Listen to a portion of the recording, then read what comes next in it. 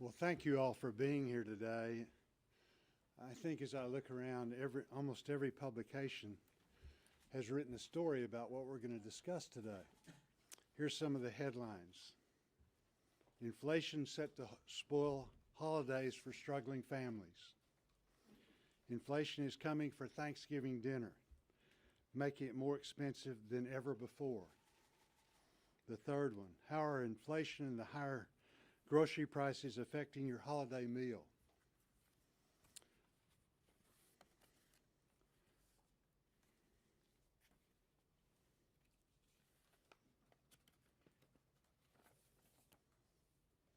The last article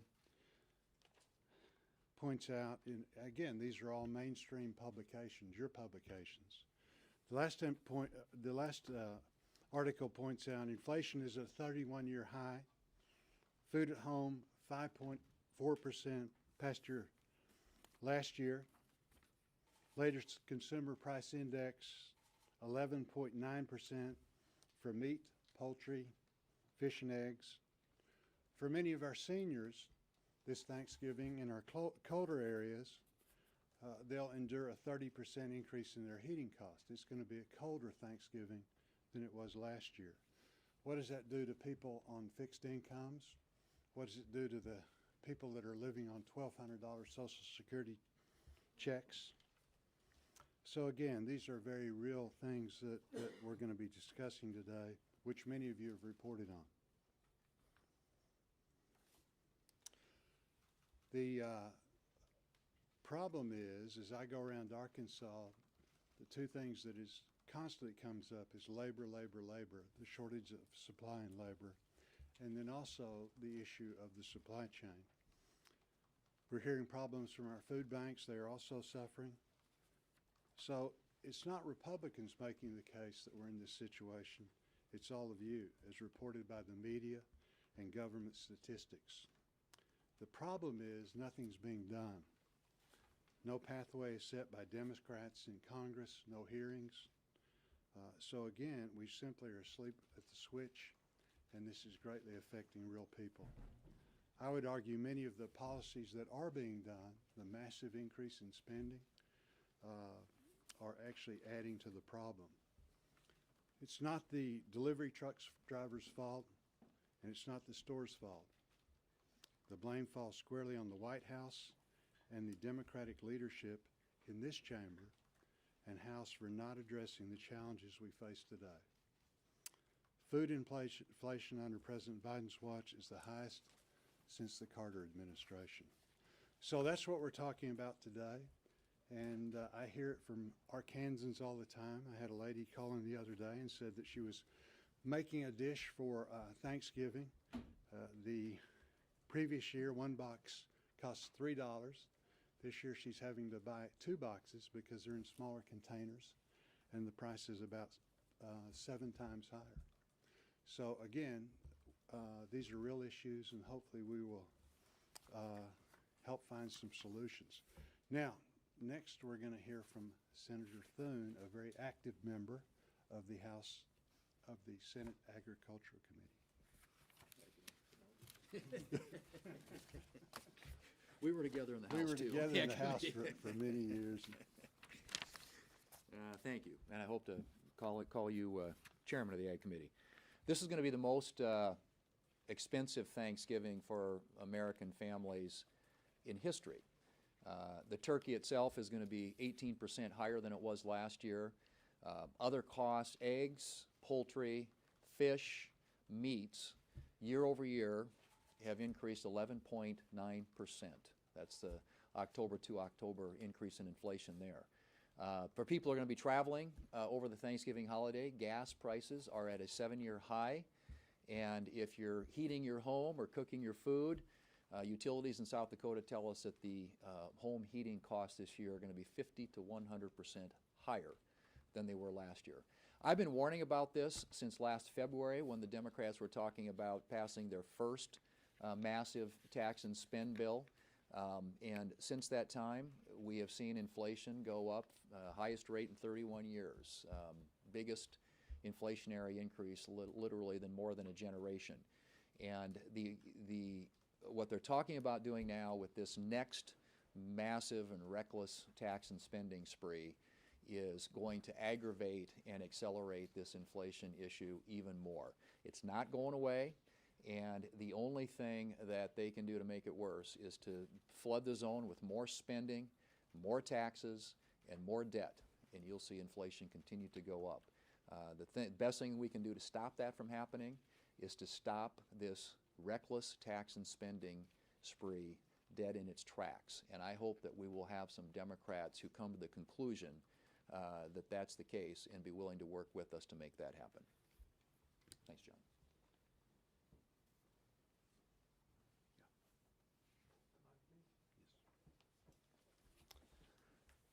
Well, when Democrats lose Larry Summers and Steve Ratner, you know they're in a bad spot when it comes to inflation. But they've said what is very obvious to anybody who's been paying attention, as Senator Thune and others have said. When you have this much money chasing limited goods and services, it invariably is going to drive up the cost. And we've heard the statistics before. Obviously, with Thanksgiving right around the edge, we're thinking about our usual families gathering around the table and enjoying a great meal. But things like common purchases like eggs are up 12%. And it'll also, for those who are traveling by car or truck or other vehicle, it's going to cost a lot more at the pump. Gas prices are up 60% from last year. And the fact of the matter is that no one's wages are growing at that rate. And so what's happening effectively, their purchasing power, or people who are on limited income or fixed incomes, or who are not enjoying pay raises at that rate, which nobody is, it's a silent tax on consumers. And the best thing that the administration could do is to stop this reckless spending that they are proposing in the Build Back Better bill, otherwise known as the reckless tax and spending spree. That would be the single most effective thing to keep inflation from eating up consumers' income and raising prices on commodities at the dinner table. Thank you. Now, we could all say that inflation is transitory. It will go away. These supply chain issues will solve themselves. But we know that's not true, and we know how to solve them. The Biden administration won't do it. Among the things we could do is to allow commercial driver's licenses to be issued to people 18 to 21, so we can have more drivers getting goods from the ports to the stores, and we could make sure that Christmas will not be stolen from kids because their toys are still in the ports and not in the stores. We could see that we don't spend more money, the supposed $1.75 trillion, and instead is going to cost more like $4 trillion. We could stop that one in its tracks if the Democrats would stop the reckless spending. And we could make solutions for farmers and ranchers because they're not getting the increase in prices for this Thanksgiving dinner. They're not getting more for their beef, their turkey, their other poultry, and other food products that are going on the table. That money is going to middlemen and transportation. Transportation costs in general are up between 1/4 in my state and 1/2 in my state over a year ago. And for the least populated state in the nation that has many miles between family members, the cost of driving to get to your Thanksgiving meal is going to be the thing that keeps people at home instead of visiting their family and friends. That could have been addressed had we approved the Keystone XL Pipeline and not approved the Nord Stream 2 pipeline over in Russia. These are simple solutions. Americans can be energy independent, just like they were when the previous administration was in office. But no, decisions were made to make us dependent on other countries. And when we're dependent on other countries for our fuel, it costs more. And jobs are lost. And families struggle. So let's be an opportunity society again. Let's solve problems instead of making them worse. The Biden administration came into office saying they were going to be very bipartisan and inclusive, and they've been anything but. And it has brought about an increased misery index for the American people. You know, they don't need to implement these ridiculous policies, and they can save Americans money and make the holidays better with a few simple steps. The first one of which is to kill this $1.75 trillion, going on $4 trillion spending bill that is wallowing around in the bowels of this building. I want to thank Senator Bozeman for putting this together. First off, this will be the most expensive Thanksgiving in history. It'll probably be the most expensive Christmas in history. Think about a typical family. The first thing they want to do is they want to get together. So first they have to do is say, gosh, what's gas cost? Gas is up significantly, over 49%, 50%. So they're going to have to say, can we do this? Can I go see my mom? Can I get home from school? Can we all get together? Number two, anybody that's putting on the meal, unbelievable increase in prices. Number three, I know what my mom used to do when we were kids. She would turn down how much heat we had. So it was colder. I mean, she'd turn it down at night because she couldn't afford the heating oil. That's going to happen all across the country because all these things are going up in price. So it's Thanksgiving, it's Hanukkah, and Christmas. The Biden administration is doing nothing to solve any of these problems.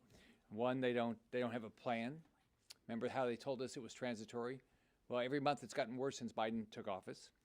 Number two, they don't do anything about the supply chain problem. Number three, with this vaccine mandate, it's going to mean that we're going to have fewer employees. They're telling private companies you have to fire people. What's that going to do for inflation? It's going to make it worse. What's that going to do for job creation? It's going to make it worse. So the Biden administration is causing all these problems. They need to stop spending money like this. Reckless spending causes this problem. Regulation causes this problem.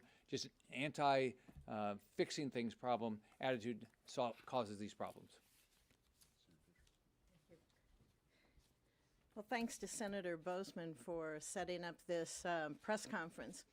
I think it's important that all of you guys are paying attention because you're hearing it from the population that you serve. All of us are back in our home states just about every single weekend, and we hear it from the people of our states. When I meet with Nebraskans, I always say, what's on your mind? What's on your mind? Well, we all know what's on their minds. It's the cost of gas that is the highest it's been in 7 years. It's the cost of everything in the grocery store that's going up. And I can read through all these increases in prices for you, but you know them well. The people of this country know the increases we're seeing. You know, to get a dozen eggs, it's gone up about 30%. Ground beef, up 17.7%. Milk a gallon, up 8.4%. Everyday people who are working to provide for their families feel these tax increases that they're suffering under. We can call it inflation, but it's crippling families.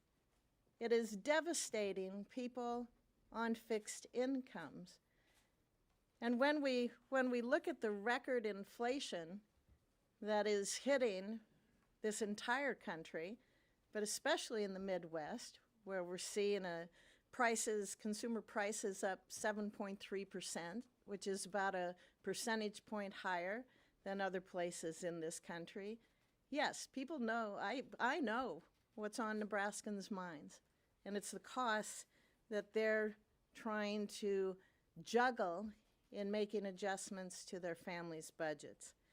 We see that these basic goods are going to, and my feeling is they're going to continue to skyrocket. The United States is facing record inflation. We have supply chain issues. And yet we hear from the administration's press secretary one of her cute comments about the tragedy of the treadmill that's delayed. We need to be serious about what this country's facing. We need to be serious about a supply chain that is backlogged and broken, and we need to look for solutions. President Biden had an opportunity to help with some ag issues this week when he had a summit meeting with President Xi of China. He could have talked about trade. He could have talked about trade and the importance of a trade partnership between the United States and China. He could have addressed supply chain issues in a responsible manner, looking for solutions. And he could have addressed the issues that the ag industry is facing. All of that would help everyday Americans in trying to meet the needs of their families and to provide for their families. He failed again.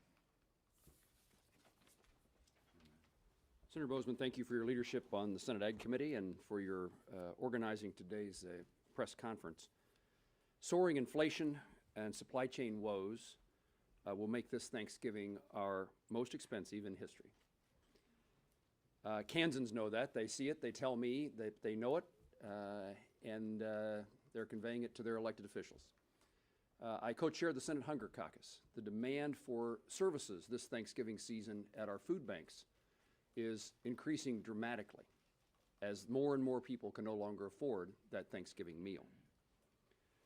Record high prices are also affecting our farmers and ranchers, those who produce the food. The average retail price for anhydrous, the basis of nitrogen fertilizer, set a record this week at $1,113 per ton, a 38% increase in just 1 month. The 7 other major fertilizers, including phosphate fertilizer, increased 9 to 36%, according to DTN, which tracks monthly fertilizer prices. And don't forget about the massive increase in the cost of natural gas and the cost of diesel fuel and the price of gasoline. This impacts those who produce our food in dramatic ways. A Kansas farmer in McCune told me the total fertilizer cost to raise corn, wheat, and soybeans increased by $350,000 on our family farm. He noted that some herbicides have gone up by as much as 225%.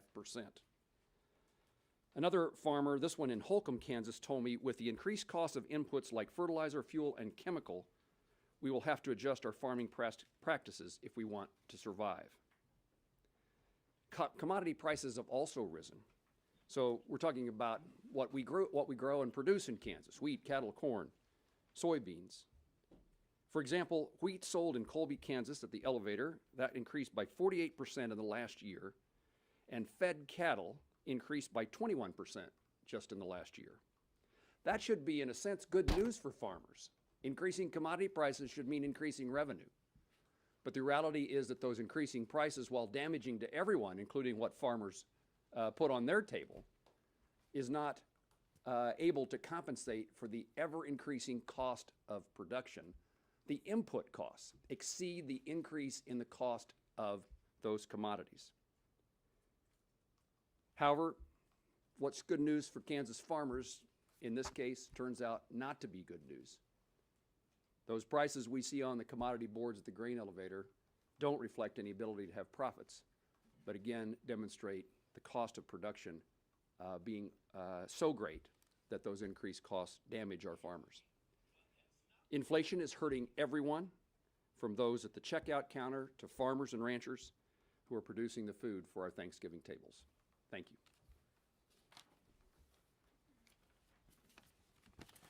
So thanks to our farmers and ranchers, Americans have the highest quality, lowest cost food supply in the world. So Every American benefits every single day from what our farmers and ranchers do. But inflation is getting to be a tremendous problem for all our consumers. And Senator Moran did a good job of talking about how that's affecting our farmers and ranchers. And understand, as our farmers and ranchers suffer those increased costs, that gets passed through to the consumer. And so, you know, back in 1960, about 17% of people's disposable income went for food.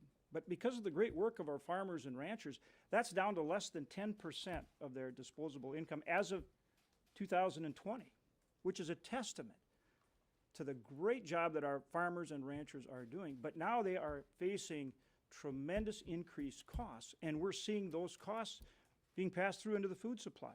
You saw this last month that the CPI annualized went up 6.2% last month, right? But in the Midwest, it went up 7.3%. That's the heartland. They're the ones out there producing our food supply. So when they pay more for fertilizer, when they pay more for all their inputs, their costs, their spray, when they pay more for containers to ship product to market, when they pay more for fuel, natural gas prices are up triple since January. When they pay more for diesel, all these costs then go into the cost of the food supply. And that's what we're seeing. You know, you've heard these other senators talk about the different statistics, and we can go through them. We're using Thanksgiving because that's a good example. People can understand that they're feeling that very directly. Turkey prices up 18%, potatoes up 17%, onions up 51%, green beans up 39%, butter up almost 30%. The list goes on. So when you fuel your car to go to grandma's house or wherever you're going to go, and then you put together that meal, you are seeing significantly increased costs. So when the administration and Democrats talk about passing their tax and spend bill, they say, oh, well, this won't raise taxes on anybody that's making more than $400,000. That's not true. Inflation is a tax on everybody, and it's particularly a tax on those who can least afford it. That's what these numbers are that we're giving you. This is a tax on everybody, no matter what your income is, because you pay it at the pump, you pay it at the grocery store, you pay it for all the products, goods, and services that you buy. And so passing this large tax and spending bill, trillions of dollars, will make it worse. It will increase the inflation that we're already seeing. So it's absolutely the wrong track. And in the House, they need to put a stop to it right now. I know they're working on it right now. Obviously, we're working very hard to defeat it from passing the Senate as well. Let's get back to working with our farmers and ranchers. Let's get back to, you know, making sure that we have a system that empowers them, less tax, less regulation, so they can provide the goods and services they do better than anybody in the world, that, as I say, benefits every American every single day. Well, thank you, John, for coordinating this. And look, I think to build on what Senator Hoeven just said, Thanksgiving, you know, more Americans are going to be driving around to see family and friends, and they're going to start to have sticker shock. They already have it, but it'll even be more when they're taking these longer trips to go see their families. And that's the price at the pump that we're seeing right now. And look, we know that this administration has been focused on exactly raising these prices, and I would love it, respectfully, to our friends in the media. Ask the White House, ask Gina McCarthy, who has said, quote, limited energy supplies, oil and gas, driving up prices will accelerate the move to renewables. This is a purposeful policy from this administration to drive up the prices of energy on Americans. Ask them that. Is this your intention? And I think the answer is yes. How do we know that? It's very clear. Day one, they started to focus on shutting down American energy production. They're good to go with more Russian oil production, but American energy production in places like Alaska, they're going to shut it down. Day one, they're focused on limiting and shutting down American energy infrastructure. We know that. Heck, the president and his team are thinking about this Line 5 pipeline right now in Michigan. That will devastate energy costs in the Midwest, but they're still thinking about it. Day one, John Kerry, Gina McCarthy, and others have been going to financial institutions in America saying don't invest in the energy sector, strong-arming them. And definitely don't invest in the Arctic of America, AKA Alaska. We now are looking at the new comptroller of the currency, her nomination, which I think is in real trouble, by the way. One of the reasons, a couple months ago, she was in a seminar saying one of our policy goals is to shut down and bankrupt smaller oil and gas producers in America. These are purposeful policies that are meant to drive up energy costs on working families. And by the way, it's working. It's working. Congratulations, Gina McCarthy, John Kerry, and President Biden. It's working. So here's the big issue. What are they doing about it? You saw the president in his town hall meeting, CNN town hall. He had no plan. Immediate future, he said, can't really do anything about it. This is their policy. They're driving up energy prices on purpose. The only thing we've heard lately is the Secretary of Energy saying, well, maybe we'll tap the Strategic Petroleum Reserve. Okay? The experts in this area think that will have almost minimal impact on prices. They'll do it for political reasons. Here's a much better idea. In Alaska, we have something called the National Petroleum Reserve of Alaska. Tap that. Or tap North Dakota. Or tap Texas. There are policy ways to get out of this problem of high energy prices, but it would be great if you guys could ask the White House, do you really want to? Because I think their policy prescriptions are clear. They want to drive up energy prices on Americans. They're doing it, and it's harming the most vulnerable that we have in our country. Well, good afternoon, everybody. November is a month that we should all celebrate and be thankful for so many things. I'm thankful for my family. I'm thankful for our health. I'm thankful for our freedoms. And like so many Americans, I'm looking forward to next Thursday when my family will get together on our family farm. My parents will be there. They're vaccinated. They've had their boosters. My children, my grandchildren will all be there. And when we gather around the table, one of the favorite parts of Thanksgiving lunch is what's for dessert. But this year, there won't be blueberry pie, and there's not going to be any pumpkin pie. That's right, refrigerated pies are down 25% from being in stock. Turkeys are over 60% out of stock. Cranberry sauce is 20% out of stock. Sweet potatoes. What is Thanksgiving meal without sweet potatoes, right? So sweet potatoes are 25% out of stock. These supply crises are created by the policies of this White House. Why does the White House want to create supply chain crisis? This all started when we were paying people more to stay at home than to go to work. So now we don't have enough truck drivers to get the goods from the family farms in Kansas to the rest of America. It's a very simple equation what's causing this. It's going to cost more to ship it, of course, as well. And then the vaccine mandates are only exacerbating it even more. Last month, 4 million Americans quit their jobs, a record number. What makes 4 million Americans quit their jobs? You know, we asked our Facebook followers, and over half of those people responded that they were quitting their job because of the vaccine mandate. My friends have already talked about the increased prices of groceries at the grocery store. And of course, this is a great social injustice. When groceries go up, the price of gasoline goes up. This is what the social injustice is. But one reason that the price of all these goods are going up is because the price to grow these goods is going up. The cost of fuel for my farmers in Kansas has went up 60%. The cost of fertilizers have went up 300%. The cost of some of the herbicides and insecticides that we use that allow us to keep soil as a soil sink and do farming that doesn't destroy the soil, those have went up over 600%. So our input costs are going up. We can't get our goods to market, and then we can't get people at the grocery stores to work either. The people at the grocery stores are leaving for other jobs as well. So this is a huge vicious cycle. This is a dog chasing its own tail, and the tail's on fire, and our president keeps throwing more gasoline on the fire. Regardless, I'm going to be thankful this Thanksgiving. We live in the greatest country in the world. I'm just disappointed that so many of the grocery stores will have short stock supplies, and I'll be disappointed that the price of Thanksgiving dinner is going to be more than ever before. Thank you.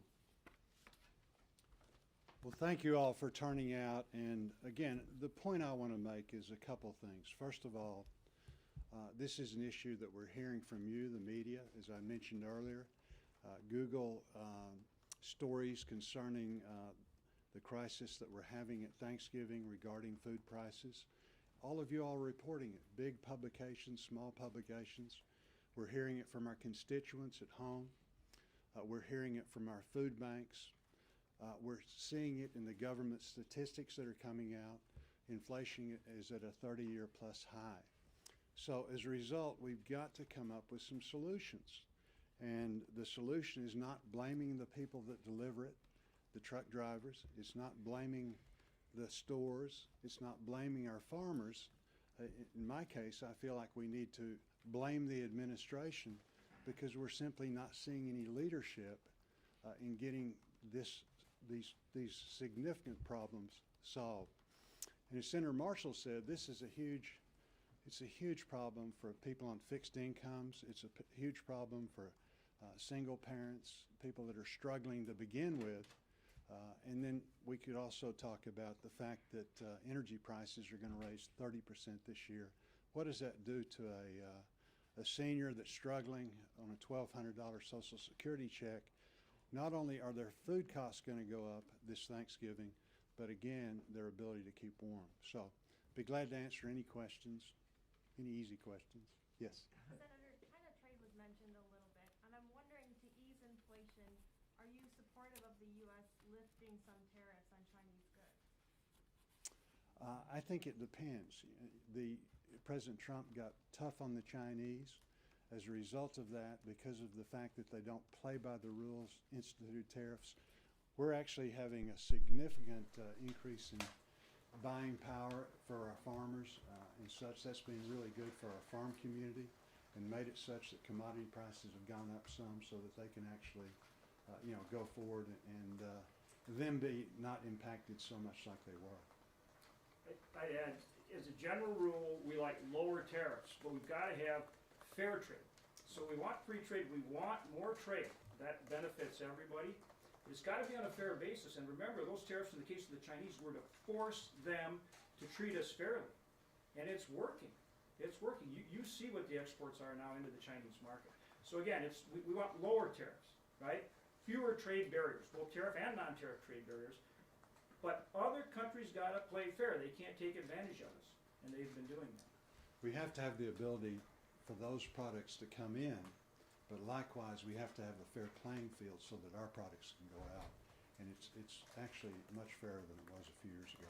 Yes, sir. You talked about solutions for inflation. I'm curious, what are your proposed solutions to deal with inflation? Well, one thing you don't do is you don't come into office and eliminate the Keystone Pipeline. That oil, instead of being piped, is being brought by truck and rail, things like that. That makes no sense. You don't eliminate drilling on public lands. All of that is raising the price of fuel, which is such a undercurrent of inflation. So I think policies like that. The other thing is we need to address this much like we did the vaccine. We can be so very proud that we as a nation, put our might towards developing the vaccine in such a short period of time. This is a national emergency, and instead of blaming others, we need to concentrate as a Congress. We need to concentrate as an administration to provide some relief. And I'm not seeing any evidence of that at all. I'm ranking on agriculture. We're not dealing with this problem. And on appropriations, several other committees. Again, this is something that the tendency is to blame others is to come up with real solutions. And a little more broadly, the former president has put out a slew of statements recently criticizing leader Mitch McConnell. I'm curious if either of you have issues with McConnell's leadership, or if you continue to support him. I'm not familiar with what he said. Yes, sir. Leader Schumer says the Build Back Better program will help combat inflation. What are your thoughts on his saying that with the dim spending bill will actually help inflation? I think that goes contrary to every economic rule that there is. The country right now is awash with money. As I go around Arkansas and go around throughout the country, our cities, our counties, our states have, enormous sums of money that they're trying to get spent. Along with that, we had the $1.9 trillion spending bill, which incidentally had no Republican input at all, no hearings as to whether or not that was going to be beneficial or not beneficial. And now we're looking at a 1.75, which probably is much closer to 4 than 2, okay? So as a result of that, I think that is going to be very, very inflationary and really just put gasoline on top of the fire. Yeah, I think that's the point you heard everybody making up here, is it makes the problem worse. It will increase inflation, and it will be a de facto tax on everybody, including low-income people, as they buy all these things, whether it's food or energy or anything else. That's the very point we're making. And the other thing about that, again, that's not coming just from a Republican. When you read the mainstream economics folks, I think they would concur with what John and I just said. These are simple truths. Yes, sir. Could you further describe the labor situation in Arkansas? And could you, secondly, would you encourage employers to raise wages or improve their health care benefit offerings to workers, or improve, the offerings to their employees? Well, as I go around Arkansas, it doesn't matter if I'm in the biggest city or the smallest city in Arkansas, the first thing that comes up is labor. To the point that many businesses are actually restricting the hours that they're open because they can't find help. Others, you go in and you're in a restaurant, a convenience store, whatever, you immediately realize, because of the lines, because of the waits and things, that they're running very, very short-staffed. So it is a huge issue. Regarding wages are coming up dramatically. I think health care benefits also, all of the things that you need to attract people to work for you is happening, in a substantial way. So I think but it is that and the supply chain, which is labor related. Also, I was with a trucker the other day. He said that he had 30 trucks that were sitting idly because they can't find parts. Again, what does that do to the supply chain? John? No, I think that's right on. Look, the way you improve wages and benefits is you have a growing economy, and then the demand for labor is what makes that happen. Not more government programs that create the very problems with supply chain that we're talking about. So again, that's the problem. This is too much government, too much tax and spend, which is being pushed by the administration and Democrats in Congress. That exacerbates the very problems that we're talking about, including getting more people into the workforce and working and providing those goods and services. If we could solve or remedy somewhat the labor situation and the supply chain, I think that the economy is poised to just roar, to come back.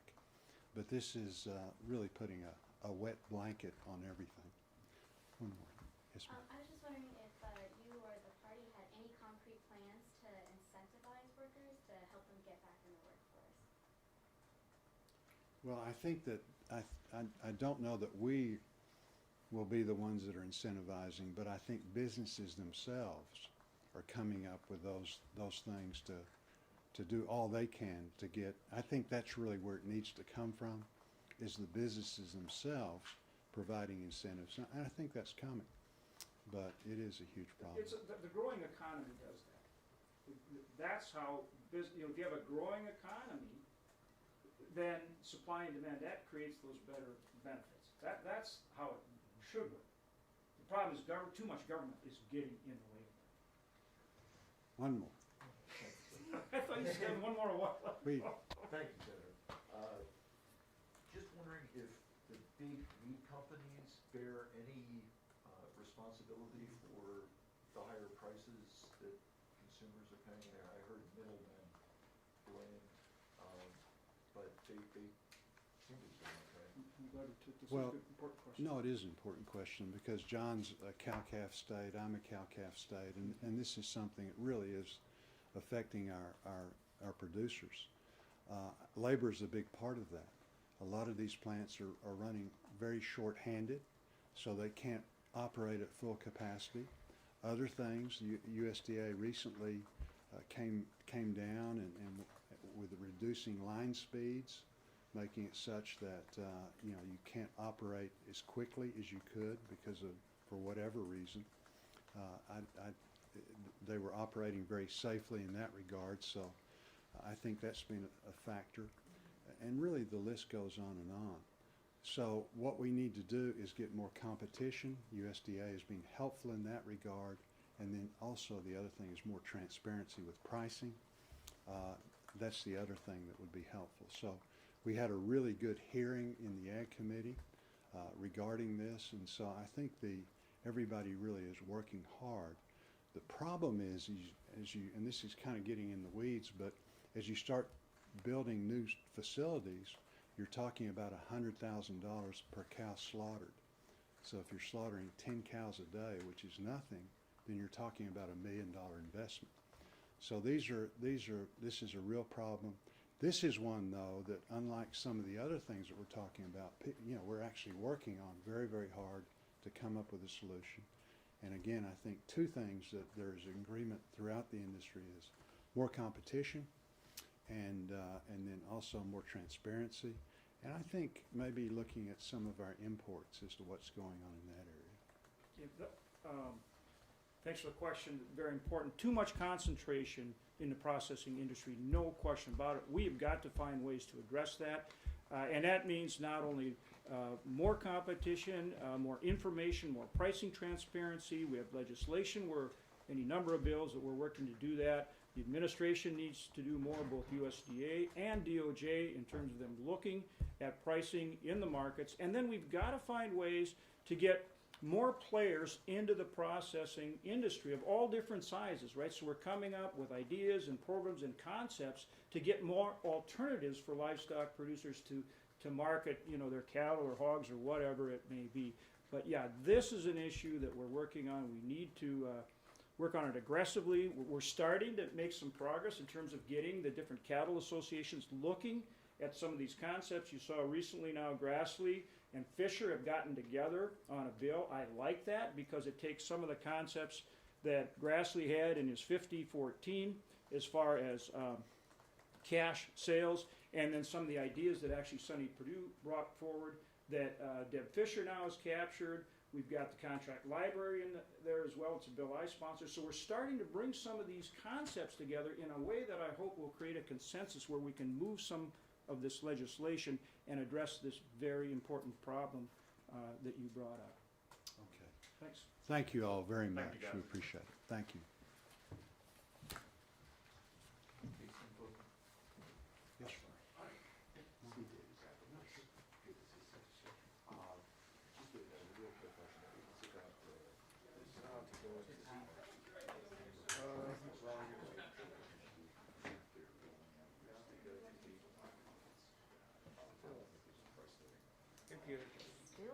Hey, Jason. Yeah.